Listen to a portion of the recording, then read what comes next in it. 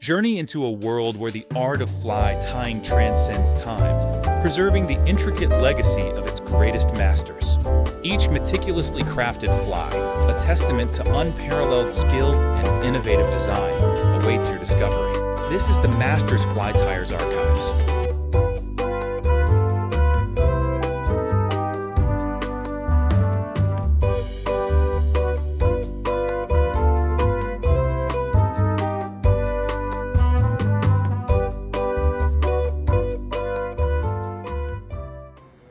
This is a Dave Whitlock pattern. It's called the near Nuff Crayfish. Crayfish come in all different sizes, and depending on the time of year, depending on the maturity, they'll come in all kinds of different colors. This one I'm tying is going to be a fairly light colored crayfish. So the first thing I'm going to do is I'm going to tie in this Uniflex, and this is representing all of the antenna and the breather stuff. That's scientific term, breather stuff, on the head of the crayfish. So these ones you want about the length. I just tied that in one piece. You want these to be just slightly longer than the hook shank. So I'll tie those in and gauge it, and just slightly longer than the hook or than the shank. Next I'm going to tie in a couple of these silly legs in the same manner. And the original pattern that Whitlock popularized was orange. He actually made a dubbing. That's the near Nuff Crayfish dubbing. That was his favorite. But if you get into a dense population of crayfish, even on this river when you're trout fishing, if you stand back and observe them, you'll see there is at any given time, there's a very wide variety of colors. And I know it has to do with when they're spawning or shedding eggs. It has to do with the variations have a lot to do with when they're soft and shedding their shells. But to me there's no rhyme or reason to the color variation. So I don't really care what color I'm using. I don't think that they're keying in on any one thing. I want them to be relatively natural. But as I said, if you look at a dense population of crayfish, you're going to see, through a spectrum, from light tan to very, very dark green, like Ed's shirt. Okay, so now these, I want them to be just a little bit shorter than the antenna. Don't cut the antenna, Rob. And although it probably doesn't matter, I think the idea with having the varying lengths here is when it's in the water, they're going to move at different styles and different rates. So when I tie in the Flashaboo, I'm going to make that slightly longer than everything else. So again, these are this is just representing all of the antenna and the breathy stuff.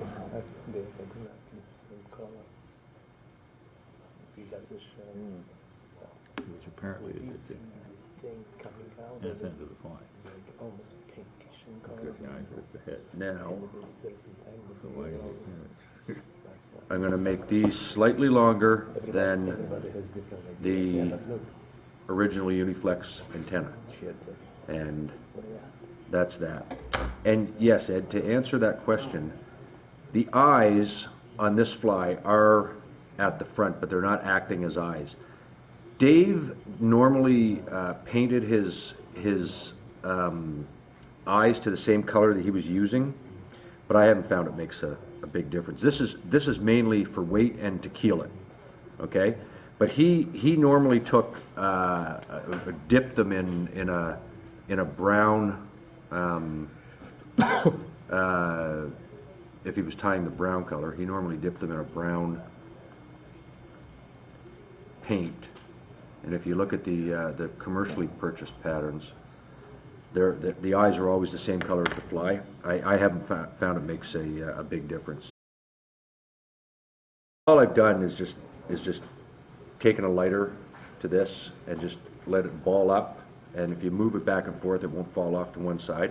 And it also darkens it up pretty good. I do touch these with a magic marker once I'm done, just to make them stand out a little bit more.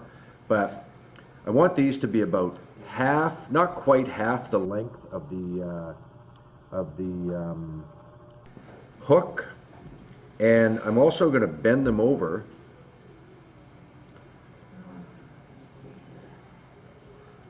so that I get a bit of a crease in them so that they flare out. And now here's another little trick. I don't recommend using your teeth, but if you take it and just sort of bite into it a little bit, this stuff is so slick it could pull out when you're tying it. So that just gives it a little texture for the thread to grab. So I'm going to put those on an angle like that. That's probably a little longer than I'd like, but what the hell. And I'll start tying that in. I want them down each side, obviously. And once it's in place there, you can just sort of crease it out a little bit more. So make sure that's nice and secure. I'm not worried about building up mass on the body. In fact, I want to build it up. I'll take the other one and get the length about right. And again, just giving a little bit of texture.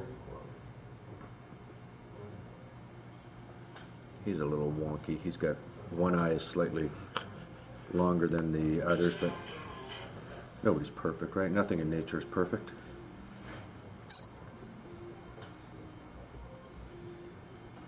Now I knew my bobbin would start to squeak. There's that birdie again. I'm gonna fix that right now. I don't need your shit, Williams. What are you doing there? My bobbin squeaks, Mike, and Dave took the piss out of me last time I was using it and had a little bird come up on the Good a time technique with that. on the so one of my little antenna there just kind of got away from me, so I'm just reorienting it to the side because the fish will pick up on that shit. Have you been lying to me this whole time? Yes, I did. So anyway, what I was driving at was the idea that, and I got this from tying mice's That shrimp, was another guy, yeah. And trout love them too, brown, the idea that but then you're the fishing. eggs of a spawning female will show up in the shell. And so what the original pattern called for, yeah. The original pattern called for the same dubbing. So what I'm going to do here is I'm going to build up a little dubbing ball, as you'll see, and this is going to help prop the claws out. But I'm doing this in a slightly different color, and again, it's just that little trigger that I always like to say. There's no point in just tying a fly and hoping for the best. If you can get something that might trigger a strike, whether it's the use of legs, rubbers, but whatever, then I think that it's important. So now what I'm doing is I'm going to use this tan hen hackle for my claws. We want to get this curving out or slightly up. This is the most finicky part of this fly, but there's another important part here. When I tie this in, I'm going to leave a substantial amount of the quill exposed, like about 1/8 of an inch, because when I tie this in, if I tie it in, if I bring it right into the barbules here and I start to tie it in, when I put my dubbing on, it's going to cause those first few barbules to get all buggered. So I'm going to leave exposed a substantial amount of the quill, and I'm going to try and get this Normally what I would do here, if I was using a heavier quill, if some, and you know, I don't know if it's the maturity of the bird or what time of year it was harvested or what, the quills will be quite thick, and you can actually take your hackle pliers and kind of flatten them. If I just take my hackle pliers, put them, I hope you can all see that somewhat, put them along here, and I'm only going to apply about 40% and just draw that out. It'll flatten that quill, so in theory that quill should sit almost perfectly. I'm a little reluctant to do it with these ones because they're not a real heavy quill, and then have it break. So I'm gonna attempt to put these in just like this, and I'm gonna take it. I'm just gonna make that a little bit shorter. I'm gonna start it in on the side here. A soft wrap around it, and I'm just there, like that's almost perfect. That's pretty good right there, as long as it stays there. Now that's sticking out considerably, but when I dub the body, it's going to get more swept back. Take a couple more off, and get this one going in the same line. Again, just a soft wrap.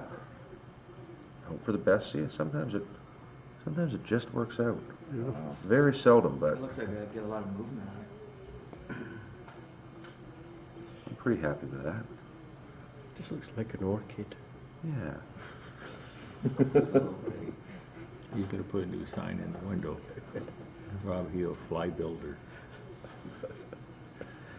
Now I can take this. I'm going to take this right into that dubbing ball. Okay. Those might be a little bit longer. I'm gonna cut them so that I get the actual claw effect. But now we're going to be doing a hackle through this. Good color. Bare my ends. And I'm going to tie this in by the tips. Yeah, it's one of those things. Materials. Yeah. Oh, I got lots. Try and get the natural curvature there, just to keep the critics quiet. But That's just grizzly hackle? this is a tan grizzly hackle. You gave this to me, Ed. I know.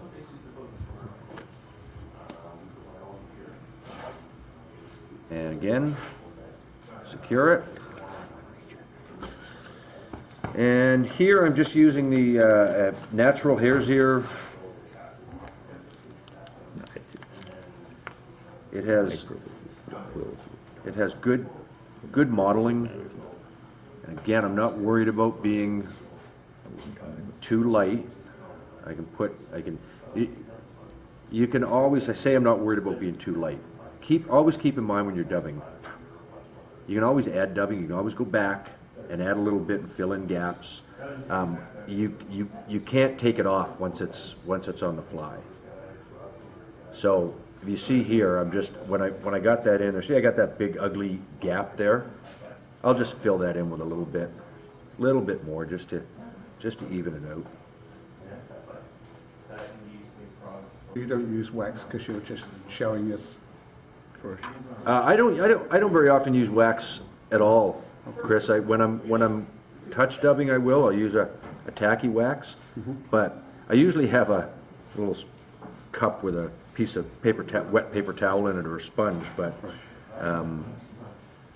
so now I'm gonna just clear that out of the way and start dubbing forward. I'm gonna take it up to the top of the dubbing ball, and hopefully those claws will collapse a little bit. That looks all right. What the hell? it's what I say.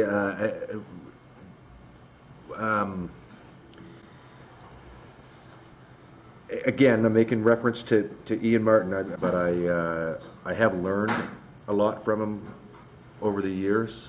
And one of the best pieces of advice he gave me many years ago was we always tie, for example, our caddis larva on a curved hook. Because, why? Because it looks better to us. The truth is, when that caddis larva is in the water, they're constantly moving, straightening out. So you could take that same green caddis larva and just tie it on a sprout hook, and you got better hooking capabilities. But it makes us feel better when we reach in our box to pull out that caddis, that it's got that little natural curve to it, and that's why everyone does it. One of my good friends, Jason King, he has gotten completely away from curved hooks. He doesn't like their hook setting capabilities. He ties all of his larvae, his chronomids, everything on those sprout hooks.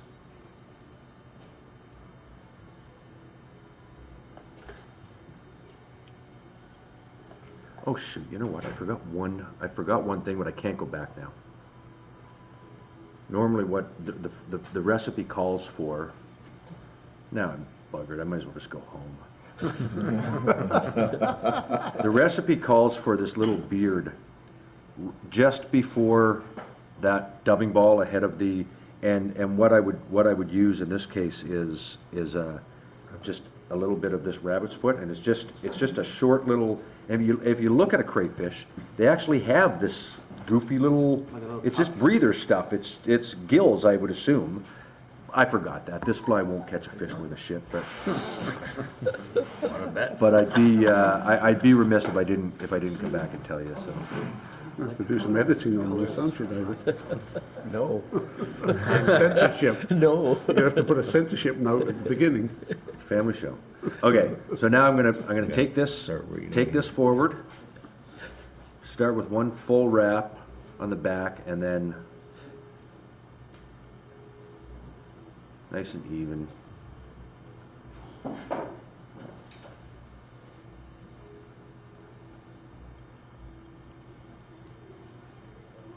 And I'm going to get right into the eyes there, and I'll just secure that out of the front.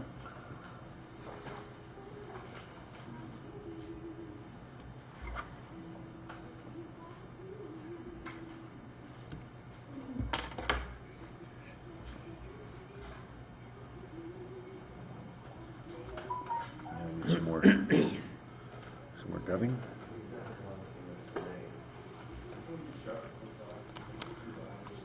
I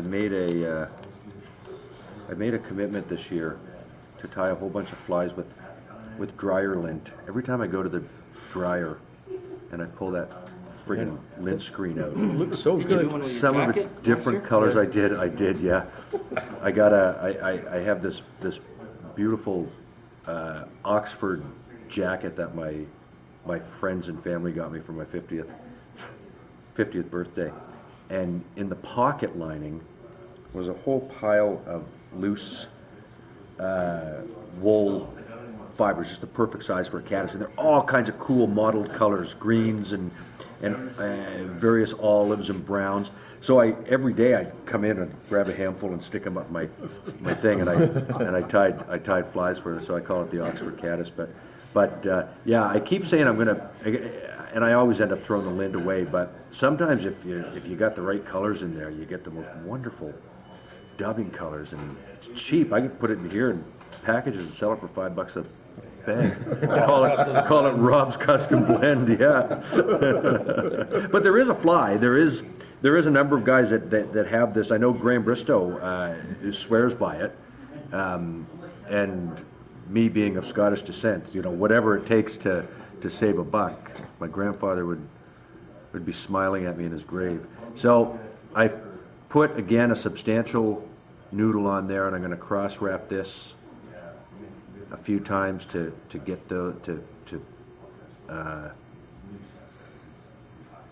I want the bottom well covered. And then I'm gonna add Brings it to life. in It a little. does that, because once the fish get confused whether that crayfish is coming or going. That's right, yeah, that's it, Ed, that's the idea. Ed and I have had a number of great conversations about presentation versus profile versus color, and I think with a fly like this, the fish they're not scrutinizing it that much.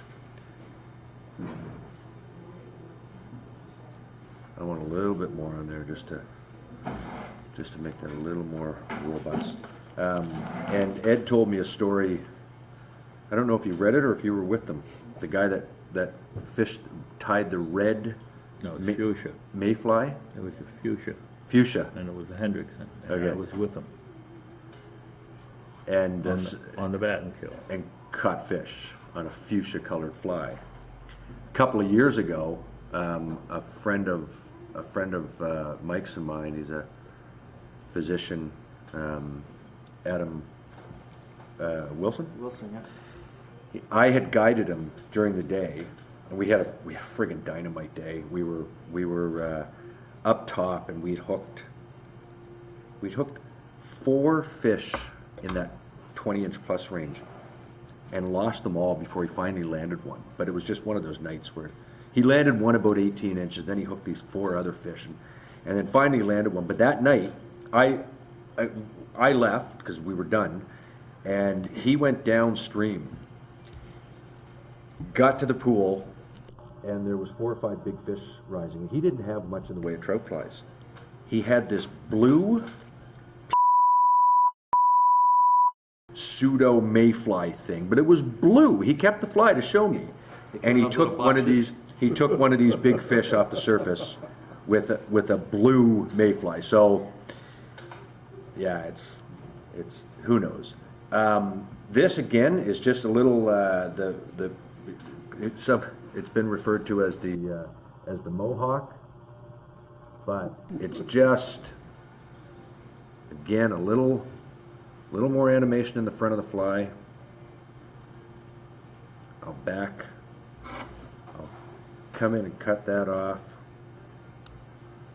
and I'm just going to put just a little bit more dubbing to cover that head up, and then we'll I think that's tie it over. better there. A lot of people use the feathers at the top there, and it's Split them. they get all messed up and tangled.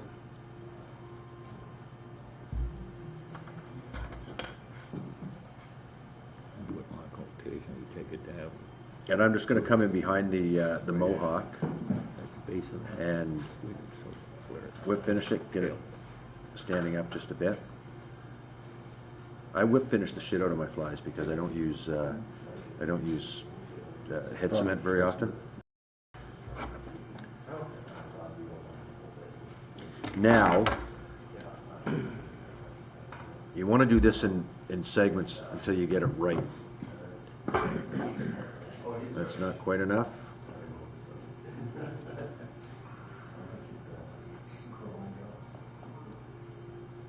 That looks good.